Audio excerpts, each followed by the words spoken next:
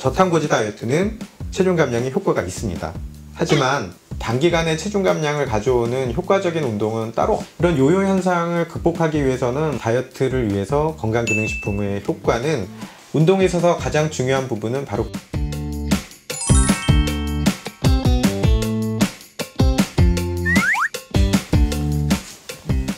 안녕하십니까. 의정부 을지대학교 병원 가정의학과 김정환입니다.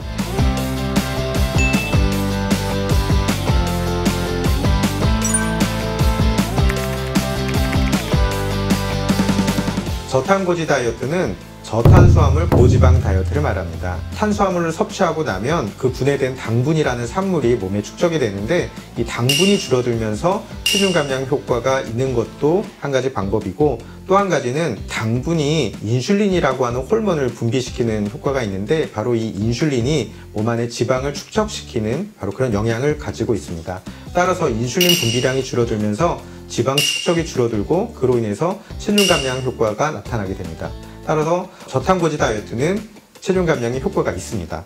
하지만 장기적으로 봤을 때 저탄고지 다이어트는 일반적인 저지방 다이어트에 비해서 특별히 효과가 더 좋지 않고, 오랫동안 저탄고지 다이어트를 했을 경우에 몸에 안 좋은 효과들이 나타나는 경우가 많기 때문에 무리한 저탄고지 다이어트를 하는 것보다는 자기 몸에 적절한 다이어트를 하시면서 적절한 당분, 적절한 탄수화물 섭취를 하시는 것이 더 바람직하다고 봅니다.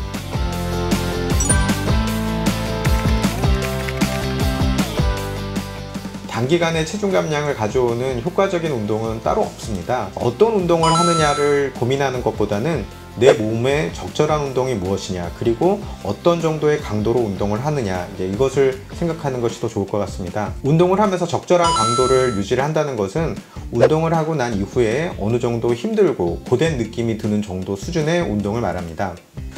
운동에 있어서 가장 중요한 부분은 바로 근육이 되겠습니다. 근육량이 늘어나면 기초대사량이 늘어나고, 기초대사량이 늘면서 에너지 소모량이 늘어나고 그로 인해서 체중 감량에도 도움이 되고 체중을 유지하는 데도 효과적이 될 수 있습니다. 근육 중에서도 작은 근육보다는 주로 큰 근육들이 효과적인데, 주로 몸통을 이루고 있는 가슴 근육이라든가 배나 등 근육, 다리 근육 중에서는 엉덩이 근육이나 허벅지 근육 같이 비교적 부피가 큰 근육들을 운동하시는 게 효과적입니다. 제 개인적인 생각으로는 계단을 올라가는 그런 운동들을 많이 권해드리고 싶습니다. 계단 오르기는 말씀드린 큰 근육들을 많이 사용하고 유산소 운동 효과도 있을 수 있기 때문에 상당히 좋은 운동입니다. 하지만 계단을 올라가는 것은 좋지만 계단을 내려오는 것은 비만 환자들에게서는 무릎 관절에 좋지 못한 영향을 미치기 때문에 피하는 것이 좋습니다.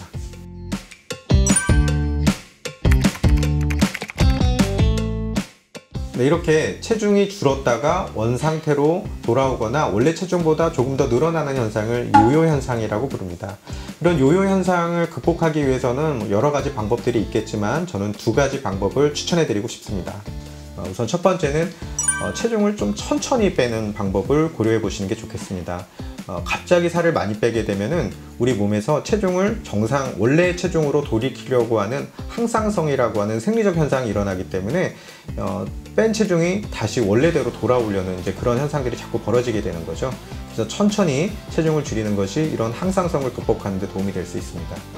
두 번째는 근육량을 잘 보존하는 것이 좋은 방법이 됩니다. 앞서 말씀드린 것 같이 근육량은 기초대사량을 결정하는 아주 중요한 요인인데요.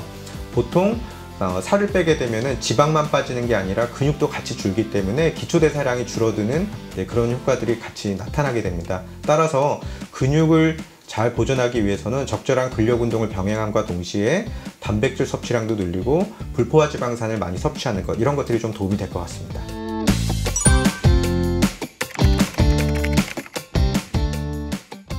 많은 분들이 다이어트를 위해서 건강기능식품을 복용하고 계십니다. 하지만 다이어트를 위해서 건강기능식품의 효과는 다소 미미하거나 없는 경우가 많습니다. 따라서 건강기능식품에 너무 의지하거나 맹신하시는 것은 별로 도움이 되지 않습니다. 대부분 병원에서 처방하는 비만 치료 약제는 단기간 치료 약물과 장기적으로 복용이 가능한 약물로 나눠볼 수가 있습니다. 이런 약물들은 대부분이 식욕 억제제라고 부르는 약물들인데, 단순히 체중을 줄이는 효과라기보다는 식욕이나 식탐을 조절하는 약물이라고 보시면 됩니다. 따라서 이런 약을 처방을 받으실 때는 전문의 선생님과 충분한 상의 후에 결정하시는 것이 좋겠습니다. 최근에는 비만 치료 수술이 보험급여 항목에 포함되면서 많은 분들이 이 수술에 도움을 받고 있는데, 실제로 체질량 지수 30 이상의 소위 2단계 비만이라고 부르는 고도비만 이상의 환자들에 대해서는 적절한 식이 조절과 운동이 병행되어야 되겠지만 가장 효과적인 비만 치료 방법으로 수술이 인정받고 있습니다. 오늘은 비만에 대해서 이야기했습니다. 많은 분들께서 적절한 식이 조절과 운동을 통해서 체중 감량을 이루시고 비만을 예방하고 치료하는 데 도움이 되었으면 좋겠습니다. 감사합니다.